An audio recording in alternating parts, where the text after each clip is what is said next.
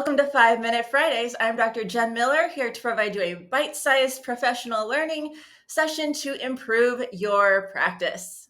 Today we'll be focusing on instructional planning. So instructional planning, whether we are talking about our unit plans or our lesson plans, help provide us with day-by-day support in order to effectively use our curriculum and implement our lessons. You can think of lesson plans or unit plans as a roadmap for your instruction so that you know exactly where you're going on each day, with a little bit of space for flexibility to meet student needs.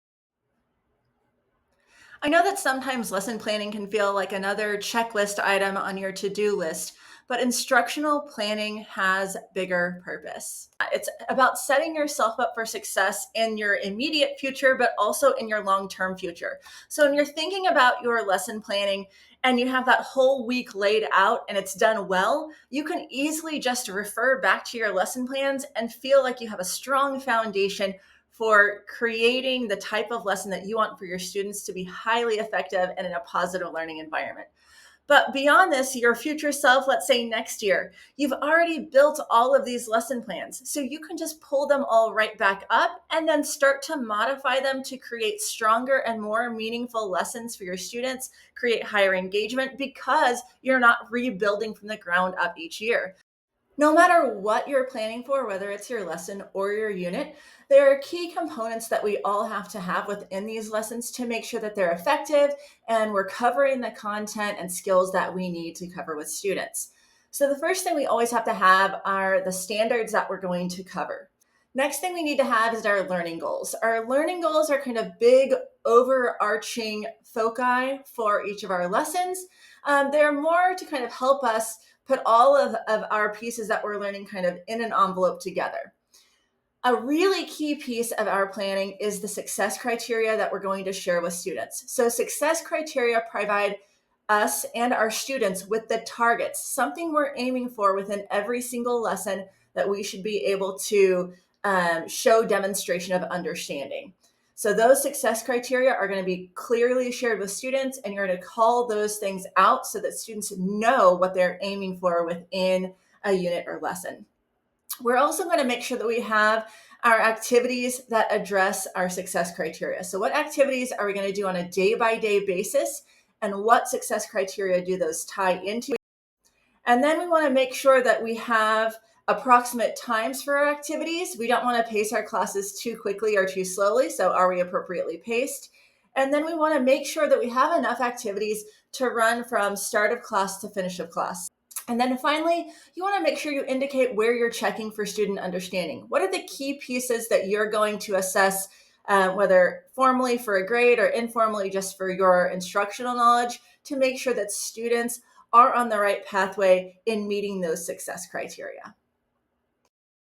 While there are a variety of instructional planning templates available, I have provided our integrated unit and lesson planning document for your use in science. Everything is color-coded to match our curriculum guide. So the unit number is always going to be purple in your curriculum guide, and it's also purple here. So a lot of this is just copy-paste. So we'll copy-paste the unit, the dates, the modules to be covered, the standards to be covered, and then our essential lab and where we would run that, and then our unit assessment. So that is our overarching unit plan. And now we can get more granular and move into our weekly module and lesson planning. So I'm going to put the week that I am instructing, the module that I'm going to be focusing on, and the lessons that I'm going to be focusing on. So this one is split between two lessons. Lesson 1 is going to be wrapping up in this week, and I'm going to also start lesson 2.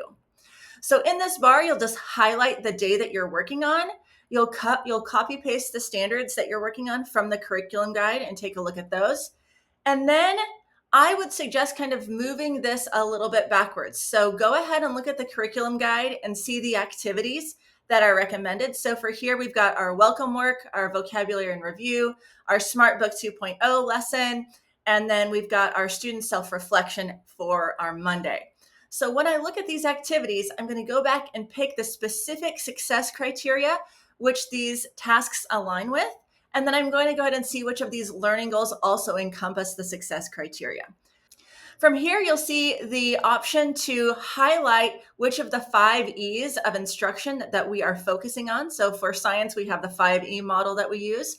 So here I just said this was explained. And then here are the modes of student learning. Is the student doing the learning kind of on their own by themselves? Are they engaging with other students? Or is it me kind of directing student learning? So this helps us make sure that we're giving students different modes of engagement and learning, and also that we're hitting all of our instructional standards. So from here, you can see I've done this for each day. I'll tell you, I planned this unit out for the week, and it took me about an hour. So if you take one of your planning periods in the previous week, you can plan out your next week pretty much fully, so you have a clear path on what you'll be instructing the following week. And of course, that will help your future self as well when you go back and you revise this for future years. Note that I have also given the approximate times for each of these activities. So even though this says 10 minutes, this includes the review time with students. So I'll provide a timer, students work on it for 5 minutes, and then we review it together for 5 minutes. So I build in time for me to give feedback to students, not just for the task itself. So that's something to keep in mind as you're planning out your timelines for your classes as well. All right, that's it for this 5-Minute Friday. Thanks for watching. Please be sure to subscribe and comment so I can continue to make videos to support your practice. And I'll see you next Friday.